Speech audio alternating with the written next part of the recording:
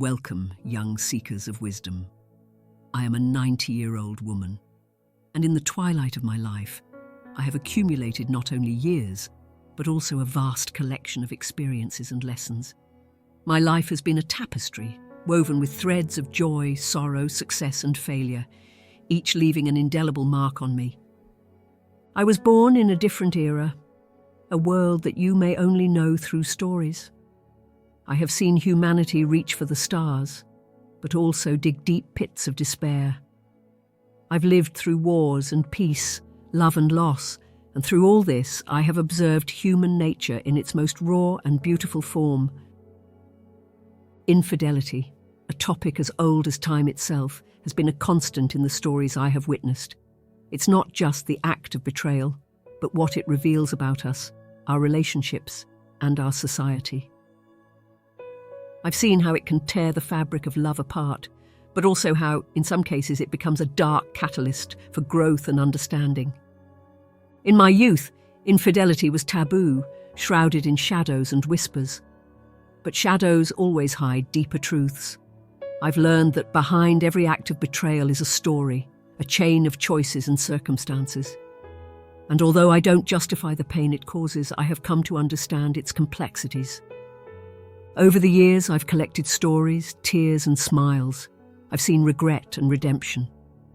I've learned that life, in all its chaotic beauty, is a relentless but fair teacher. And now, at the end of my path, I wish to share these lessons with you. So join me on this journey through ancient wisdom as we unravel together the mysteries of infidelity and life. May the stories and lessons of a life lived to the fullest illuminate your paths and enrich your hearts. Let's sit down, my dear ones, and talk about a topic as old as humanity itself, infidelity. It's a subject many prefer to sweep under the rug, but at its core, it reveals the depths of our most intimate emotions, desires, and fears. In my 90 years, I've witnessed how infidelity has woven its dark thread through people's life stories, including my own. Today, I wish to share not just my thoughts, but also the ruthless advice I've gathered over the years.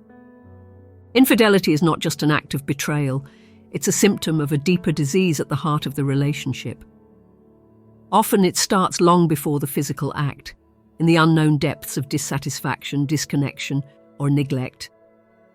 I've seen couples who seemed perfect to the world, but behind closed doors they lived lives of silent desperation, each yearning for something more or different. I remember a young couple, my neighbours many years ago, who seemed to have it all: beauty, wealth, and success. But the sheen of their external life hid a grim truth. The husband, charming in everyone's eyes, was constantly seeking validation outside his marriage. It wasn't just physical desire driving him, but a deeper need to be admired and desired. His wife, an intelligent and attentive woman, felt the growing distance between them, but chose to turn a blind eye, fearing that facing reality might crumble her perfect world. When the infidelity finally came to light, it was not through a confession, but through the humiliating experience of being the last to know. The community whispered. The looks of pity and judgment were almost unbearable.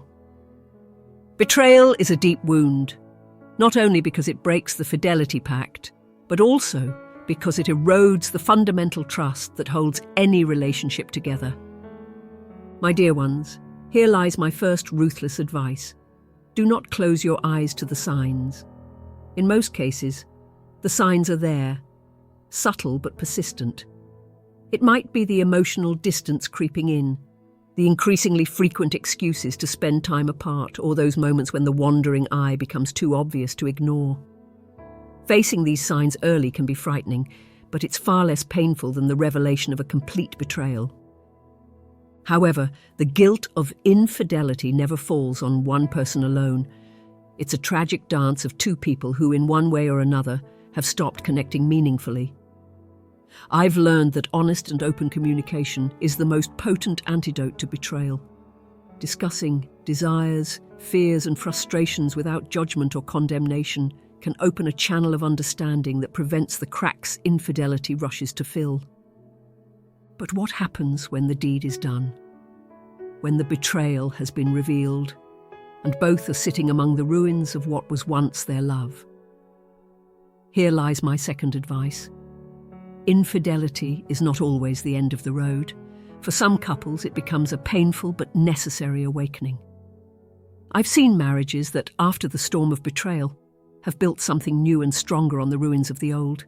This is not easy. It requires a level of forgiveness, understanding, and commitment not everyone can reach or is willing to offer.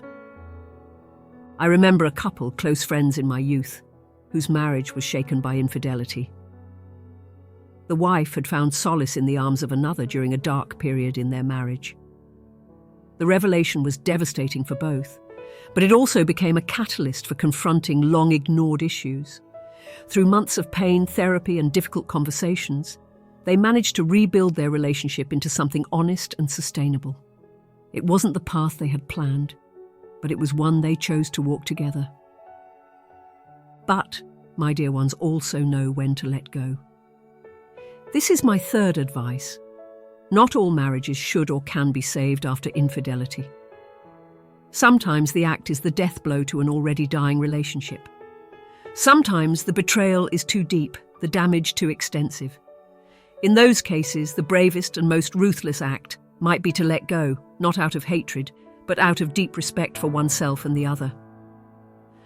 I remember my own experience with infidelity. It was many decades ago, but the pain and lesson remained fresh as if it were yesterday. My husband, the love of my youth, found comfort in the arms of another during a tumultuous period in our lives.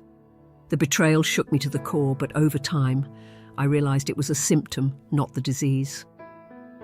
Our marriage had been failing, filled with unspoken silences and unmet needs.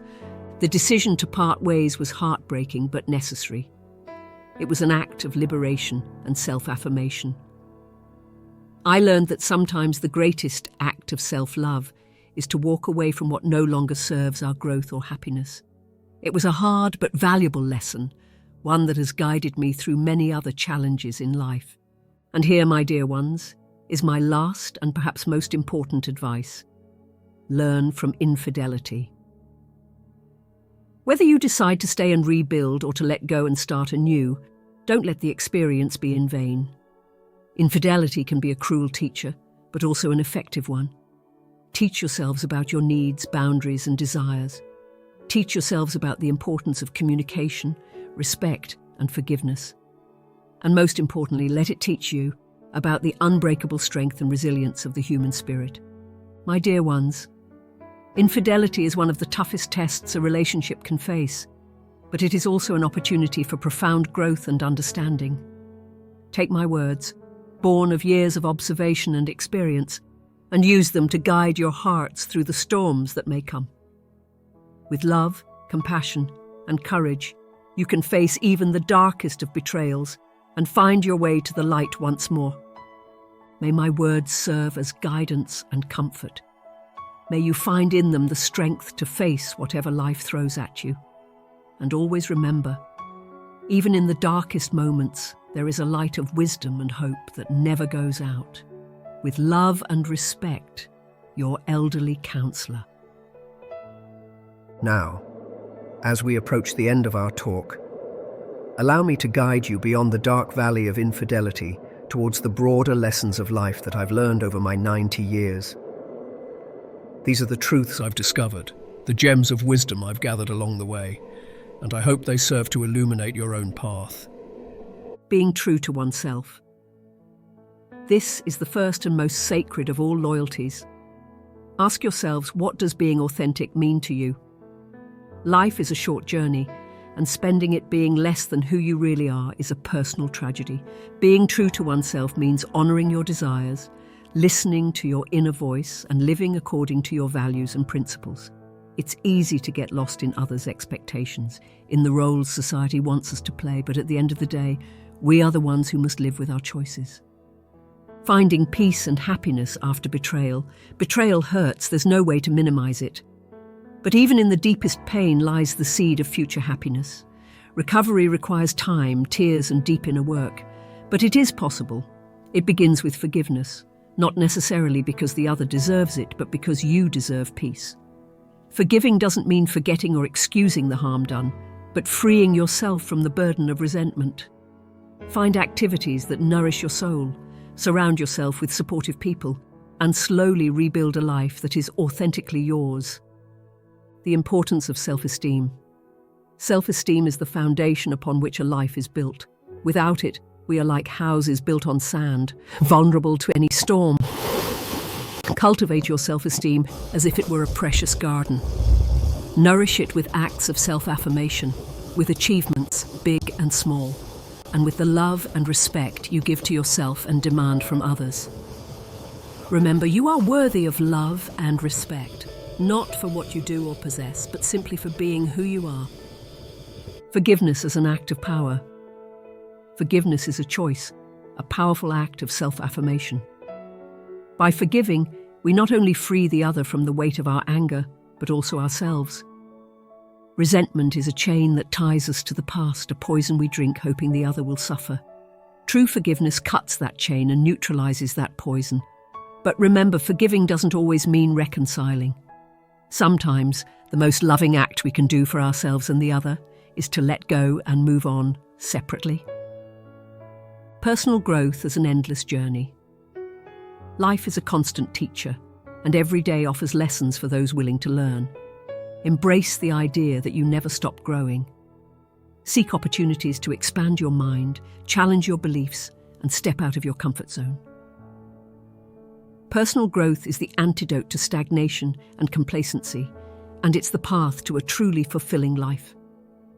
As I bid you farewell, I want to leave you with this final thought. Life is a series of choices, and while we can't always control what happens to us, we can always control how we respond. Choose love over fear, hope over despair, and light over darkness. And remember, no matter how long the night, dawn always comes in the end. May these words serve as a guide and comfort in the days to come. May you find in them the wisdom to live with courage, compassion, and authenticity. And may, when looking back at the end of your days, you do so with the certainty that you lived a full life, a life that was truly yours. I hope the words I have shared resonate in your hearts and provide light in moments of darkness. Always remember that wisdom is not just to be heard, but to be lived. If these reflections have touched something in you, if you've found comfort, inspiration, or simply companionship in my words, I invite you to continue on this path of learning and discovery. Subscribe, participate, and keep exploring the depths of life and the human soul.